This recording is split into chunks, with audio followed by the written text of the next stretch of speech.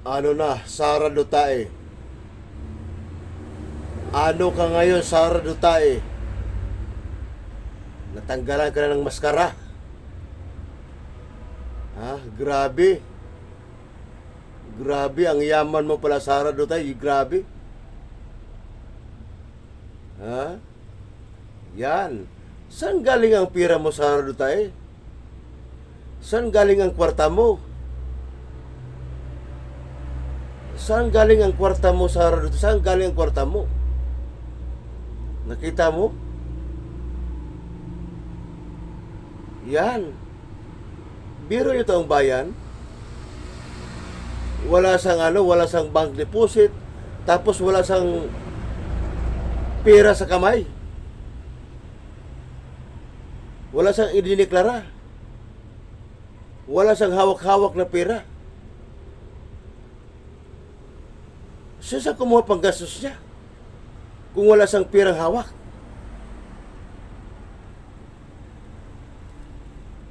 Kung wala sang perang hawak na dineklara, si Sara Duterte, isa sa kumukuha ng pang-araw-araw na word niya. Nang sabi niya, pera niya ang ginastos pang-araw-araw na word niya. Naalala niyo pa ba taong bayan? Itong si Sara Duterte ay nag-around the world. Di ba? Ilang beses siya nag-around the world. Manonood ng concert. Oh. Pero ang sabi niya, lahat yun ay gastos niya. Lahat yun ay pera niya. Inamin niya taong bayan yan. Inamin niya na pera niya. Gastos niya. Sarili niyang pera. Bakit nagdeklara sa salin niya na wala siyang pirang hawak? Wala naman pala siyang pirang hawak. Oh, paano yung around the world niya? Paano yung pasarap-sarap, no? Kain dito, bili doon, bili dito. Madami siyang pinamimili. Oh. Pero dineklara niya sa salin niya na wala sang hawak na pera.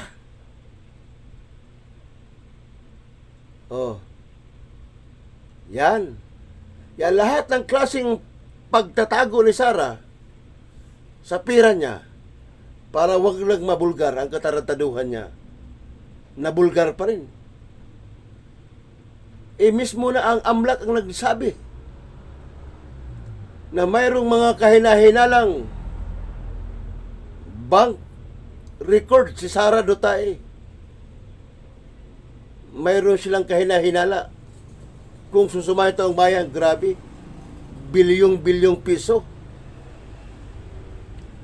Yan na yung sinasabi ni Trillanes na galing sa pinagbabawal na droga. Yan ang sinasabi ko tong bayan. Ha? Yan ang sinasabi ko. Mapagpanggap, mapagkunwari ang pamilyang Duterte. Yan ang sinasabi ko tong bayan. Ng pamilyang Duterte ay mapagpanggap, mapagkunwari na galit sa droga. Pero sila mismo tumatanggap ng pira sa droga. Maraming Pilipino ang nagbuwis ng buhay dyan. Maraming Pilipino ang nagbuwis ng buhay araw-araw. Sa loob ng 6 na taon, maraming Pilipino ang nagbuwis ng buhay. Dahil sa kanilang pagkukunwari, nagalit sila sa droga. Pero sila mismo ay tumatanggap ng pinagbintahan sa droga. Yan ang sinasabi ko taong bayan. Sila pa nga ang protektor eh. Bakit pinoprotektahan nila ang mga drug lord at Chinese? Tiba-tiba kasi sila eh. Tiba-tiba kasi ang magkakapatid eh. Tatay, buong pamilya ni Duterte eh. Tiba-tiba eh. Ikaw ba naman, bigyan ka ng pera? Mukhang pera kasi ang pamilya ni Duterte eh. Mukhang pera. Oh. Paano pa i-explain lahat ni Sara yan? Pagdating doon sa Senado, paano pa i-explain lahat yan? Nakita mo? Oh. Yan. Kaya itong si Sara Duterte, matagal ko nang sinasabi na magnanakaw. Matagal ko nang sinasabi na si Sara Duterte ay magnanakaw. Unti-unti nang lumiliwanag nang sinasabi ko na itong si Sara Duterte ay magnanakaw. Oh. Tumatanggap sila ng pinagbintahan ng droga. Oh. Yan taong bayan. Matagal ko lang sinasabi na ang pamilyang Duterte ay tumatanggap ng droga, pinagbintahan ng droga. Ang pamilyang Duterte ay protektor ng drug lord. Lahat ng Chinese drug lord, big time drug lord, ay protektado nila. Sino bang tumulong sa kampanya ni Duterte gumastos? Ang Chinese. Ang mga Chinese ang tumulong sa kanya para manalo siya. Yun ang gumastos sa kanyang kampanya, ang mga Chinese drug lord. Nakita mo? Kay Sara pa lang yan, ha? Kay Sara pa lang yan, kay Kamans Carpio pa lang yan. Wala pa yung kay Basti, kay Pulong, kay Kitty, kay Duterte. Pati yung nanay ni Kitty. Wala pa yan. Kaya nga si Duterte galit na galit. Pagbangko na nga pinag-uusapan, galit na galit si Duterte. Ayaw pumirma siya ng Wibir. Diyan, para siyang nababaliw, para siyang nababuwang. Pagbangko na nga pinag-uusapan, para siyang nababaliw, para siyang nababuwang.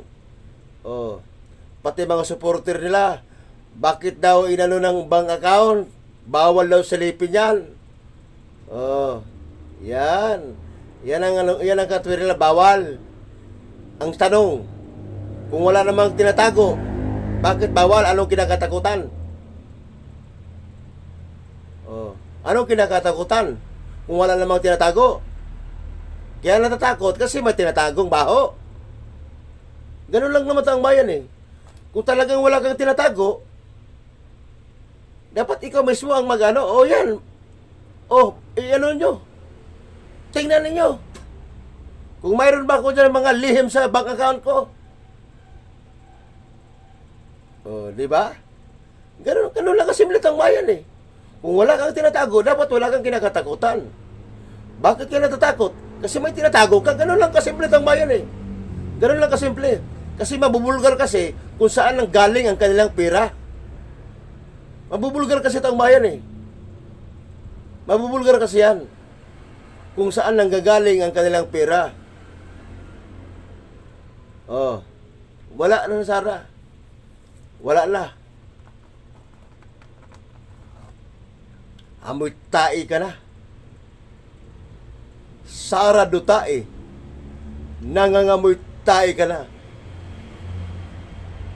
Mismo ang AMLAC na ang nagsabi. Oh. Mismo ang AMLAC na ang nagsasabi. Ano pa ba? Sasabihin nyo, fake news, disinformation ng AMLAC? Sasabihin niyo fake news at disinformation ng AMLAC? Yan. Yan, Sara Duterte. Malapit na.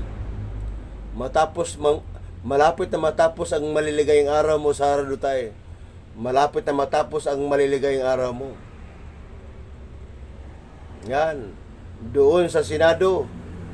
Kailangan mong humarap sa Senado para idipinsa mo lahat yan, yung mga paratang sa laban sa'yo. Mismo ang AMLAC na nagsasabi. Lalo pag nakita na yung wala na. Patay ka talaga, Sara. Patay ka, Sara. Patay ka talaga, Sara. Patay ka talaga.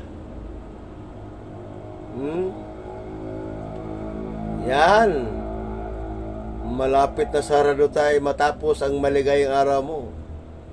Malapit na, Sara Duterte, matapos ang maligayang araw mo. Mayabang ka kasi. Binabaliwala mo lahat yan eh.